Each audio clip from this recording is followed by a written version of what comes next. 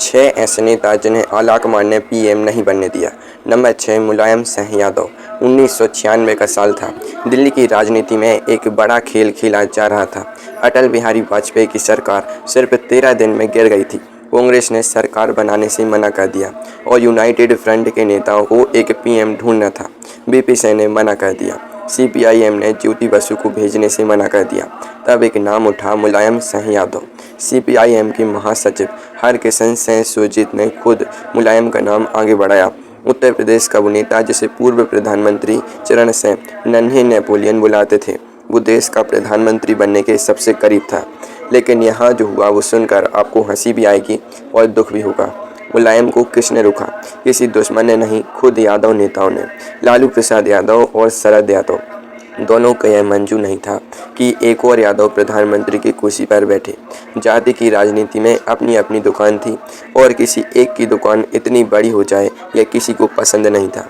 अपनों नहीं पीठ में छुरा भोंका इसे कहते हैं। नतीजा एचडी देवेगौड़ा प्रधानमंत्री बने। वो नेता जिन्हें खुद यूनाइटेड फ्रंट के कई नेता ठीक से जानते भी नहीं थे। और मुलायम वो बने रक्षा मंत्री उसी सरकार में जिसकी कुर्सी उनकी हो सकती थी। देवेगौड़ा ने के बाद जब फिर प्रधानमंत्री बदला तब भी मुलायम को नहीं चुना गया। आई के गुजराल प्रधानमंत्री बन गए। मुलायम 2 बार चुके एक ही कार्यकाल में। लेकिन यहाँ एक बात और जाननी चाहिए और यह बात बहुत कम लोग जानते हैं। 1990 में मुलायम उत्तर प्रदेश के मुख्यमंत्री थे। अयोध्या में कार सेवकों पर पुलिस फायरिंग का आदेश उन्होंने दिया। सरकारी आंकड़ों में ही 16 से 28 कार सेवकों की मौत दर्ज है। असली संख्या इससे कहीं ज़्यादा बताई जाती है। इसी घटना ने उन्हें मुस्लिम वोटों का सबसे बड़ा चेहरा बनाया। वही पहचान उनकी ताकत भी बनी और उनकी सीमा भी, क्योंकि राष्ट्रीय स्तर पर प्रधानमंत्री की छवि बनाना उनके लिए मुश्किल हो गया। जो नेता उत्तर प्रदेश में धरती पकड़ वाला था वो दिल्ली तक पहुंचते पहुंचते रह गया। नंबर 5 मोरारजी देसाई। मोरारजी देसाई की कहानी भारतीय राजनीति की सबसे लंबी और सबसे दर्दनाक प्रतीक्षा की कहानी है। 3 बार दरवाजे तक पहुंचे, 3 बार लौटाया गया और फिर 80 साल की उम्र में जो हुआ वो इतिहास बन गया। लेकिन पहले वो 3 बार के किस्से सुनिए।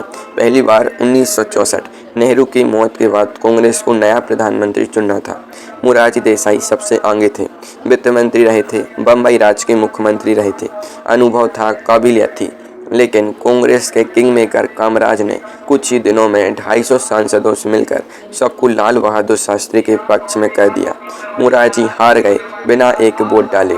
दूसरी बार 1966, शास्त्री की ताशकंद में मौत हो गई। फिर प्रधानमंत्री की दौड़ शुरू हुई। इस बार गुप्त मतदान था। मोरारजी को 169 वोट मिले, इंदिरा गांधी को 355 वोट मिले। कामराज ने फिर अपना जादू चलाया। इस बार एक ऐसी नेता को प्रधानमंत्री बनाया जिन्हें उन्होंने गूंगी गुड़िया समझा था।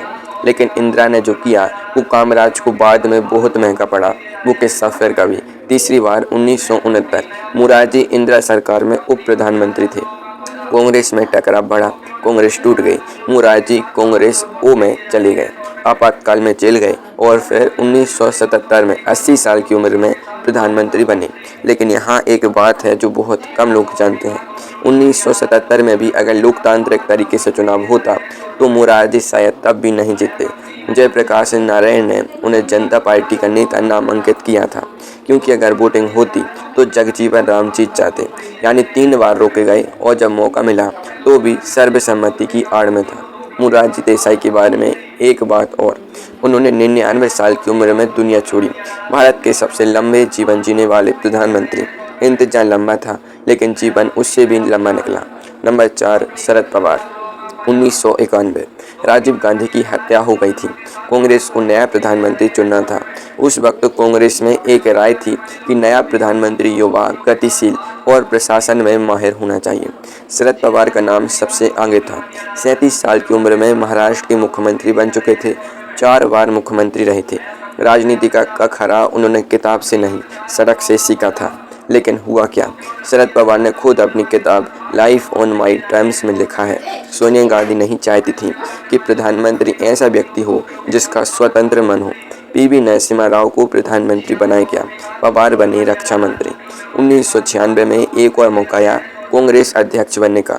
वहाँ वी नरसिम्हा राव ने सीताराम केसरी को अंग कर दिया और 1999 में पवार ने सोनिया गांधी की विदेशी मूल की नागरिकता का मुद्दा उठाया और कांग्रेस ने उन्हें पार्टी से निकाल दिया। राष्ट्रवादी कांग्रेस पार्टी बनाई। 2004 में संयुक्त प्रगतिशील गठबंधन की सरकार बनी। कांग्रेस की और राष्ट्रवादी कांग्रेस साथ थे। प्रधानमंत्री की सबसे तगड़ी दावेदारी पवार की थी, लेकिन तब तक वो कांग्रेस से के बाहर थे और सोनिया गांधी ने मनमोहन सिंह को चुन लिया। पवार के करीबी और राष्ट्रवादी कांग्रेस के नेता प्रफुल्ल पटेल ने एक बार सार्वजनिक मंच पर कहा था, कांग्रेस के दरबारियों ने बार बार शरद पवार को प्रधानमंत्री बनने से रोका और अब 2024 में खुद पवार की अपनी पार्टी टूट गई। भतीजे अजित पवार भारतीय जनता पार्टी के साथ चले गए। जो नेता 4 दशकों तक दिल्ली की कुर्सी के लिए लड़ता रहा, उसे उसके अपने घर में ही चुनौती मिल गई। सियासत में कोई किसी का सगा नहीं, यह मुहावरा शरद पवार की पूरी जिंदगी पर फिट बैठता है। नंबर 3, प्रणब मुखर्जी। 2004 संयुक्त प्रगतिशील गठबंधन की सरकार बनने वाली थी। सोनिया गांधी ने प्रधानमंत्री बनने से मना कर दिया। कांग्रेस के अंदर और बाहर सबकी नज़र एक ही नाम पर थी, प्रणब मुखर्जी। इंदिरा गांधी के वित्त मंत्री, दशकों का अनुभव, पार्टी के सबसे वरिष्ठ नेता।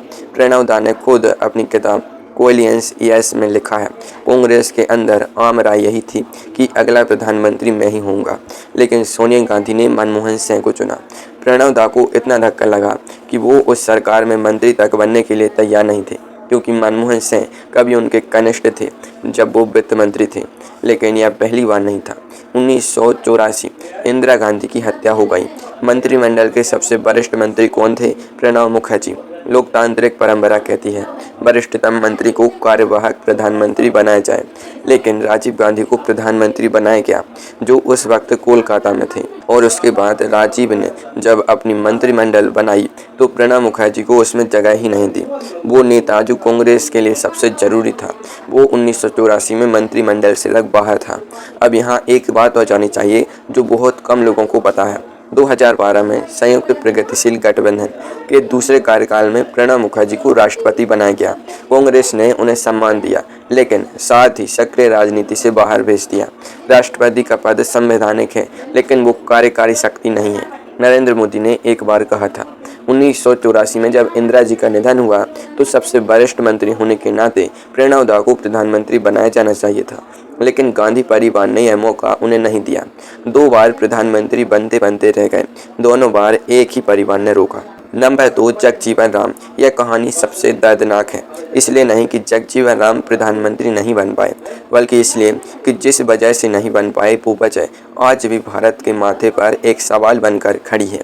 1908 में बिहार के एक दलित परिवार में जन्मे जगजीवन राम, जिन्हें सब बाबूजी कहते थे, 1946 में कांग्रेस की अंतरिम सरकार में मंत्री बने। 1971 में रक्षा मंत्री के तौर पर बांग्लादेश मुक्ति संग्राम में भारत की जीत के सूत्रधार बने। 1936 से 1986 तक लगातार 50 साल संसद में रहे। यह एक विश्व कीर्तिमान है जो आज भी उनके नाम है। प्रधानमंत्री बनने के मौके कितनी बार आए? 4 बार। 1966 शास्त्री की मौत के बाद, 1977 आपातकाल के बाद, जनता पार्टी की जीत के बाद, 1979 के जुलाई में मोरारजी देसाई के इस्तीफे के बाद, 1979 के अगस्त में चरण सिंह सरकार गिरने के बाद, हर बार रोके गए। 1977 का किस्सा सबसे चौंकाने वाला है। जनता पार्टी जीती थी, आपातकाल हटा था, प्रधानमंत्री बनाना था। पत्रकार कुलदीप नैयर ने अपनी किताब में लिखा है, अगर संसद वोट करते तो जगजीवन राम जीत जाते, बहुमत उनके साथ था। लेकिन जयप्रकाश नारायण ने लोकतांत्रिक चुनाव नहीं होने दिए और मोरारजी देसाई को नामांकित किया गया। क्यों? क्योंकि जगजीवन राम दलित थे। उन्होंने खुद एक बार कहा था, इस कमबख्त मुल्क में चमार कभी प्रधानमंत्री नहीं हो सकता। यह शब्द किसी और के नहीं, खुद उन्होंने कहे थे। तलखी में, दर्द में, दशकों की ठोकरों के बाद 1979 में मोरारजी देसाई सरकार गिरी। जनता पार्टी के अध्यक्ष चंद्रशेखर ने राष्ट्रपति नीलम संजीव रेड्डी से कहा, जगजीवन राम को सरकार बनाने का मौका दीजिए। राष्ट्रपति ने मना कर दिया। इसके बजाय चरण सिंह को मौका मिला, जो कभी लोकसभा में बहुमत साबित नहीं कर पाए। जगजीवन राम वो नेता जो हर मोर्चे पर खड़े उतरे, हर मंत्रालय में काम किया, युद्ध जिताया, पर जब प्रधानमंत्री की कुर्सी की बात आई तो जाति की दीवार उनसे ऊंची निकली। भारत के सबसे बड़े सवाल को उन्होंने पूरी जिंदगी जीकर सामने रख दिया। नंबर 1, सरदार वल्लभ भाई पटेल। सबसे ऊपर यही नाम क्यों है? क्योंकि इस कहानी में जो हुआ वो भारत में पहले पल में हुआ। जब देश बढ़ रहा था, जब हर फैसला इतिहास लिख रहा था। 1946 आज़ादी करीब थी। कांग्रेस को अपना अध्यक्ष चुनना था, जो देश का पहला प्रधानमंत्री बनता। 15 प्रदेश कांग्रेस समितियां थीं। 12 ने एक ही नाम लिया, सरदार वल्लभ भाई पटेल। बाकी 3 ने किसी का नाम नहीं लिया। नेहरू का नाम एक भी प्रदेश समिति ने नहीं लिया। यह तथ्य है कांग्रेस के अपनी दस्तावेजों में दर्ज है। गांधी की इच्छा थी कि नेहरू को चुना जाए। गांधी ने नेहरू से खुद कहा, किसी भी प्रदेश समिति में तुम्हारा नाम नहीं लिया, सिर्फ कार्य समिति के कुछ सदस्यों ने प्रस्ताव रखा है। नेहरू चुप रहे। गांधी को जब पता चला कि नेहरू दूसरा स्थान नहीं लेंगे तो उन्होंने पटेल को बुलाया। पटेल ने तुरंत नाम वापस लिया। क्यों? इतिहासकारों ने 2 वजहें दर्ज की हैं। पहली, पटेल के लिए पद से बड़ा देश था। दूसरी, उन्हें डर था कि नेहरू अगर अलग हो गए तो देश की एकता को खतरा होगा। और पटेल ने अपने हाथ से वो कदम उठाया जिसने उनके प्रधानमंत्री बनने का रास्ता हमेशा के लिए बंद कर दिया। अब यहाँ एक बात और जाननी चाहिए जो आज 2026 में भी राजनीति में चर्चा में है। दिसंबर 2025 में लोकसभा में गृह मंत्री अमित शाह ने कहा, 1946 में जो हुआ वो वोट चोरी थी। कांग्रेस ने जवाब दिया, कोई वोट हुआ ही नहीं था, गांधी जी ने निर्णय किया था। यह बहस आज भी जिंदा है। लेकिन एक बात जो सबसे ज़रूरी है वो यह है कि सरदार पटेल ने 562 रियासतों को एकजुट किया, बिना प्रधानमंत्री बने, बिना कुर्सी की लालसा के। जो दूसरों को जोड़ता है वो खुद टूटता नहीं। शायद इसलिए पटेल की मूर्ति आज भारत की ही नहीं बल्कि दुनिया की सबसे ऊंची मूर्ति है। जो प्रधानमंत्री नहीं बन सके उन्हें देश ने लौह पुरुष बनाकर याद रखा और बाकी सब इतिहास की किताबों में केवल फुटनोट्स बनकर रह गए।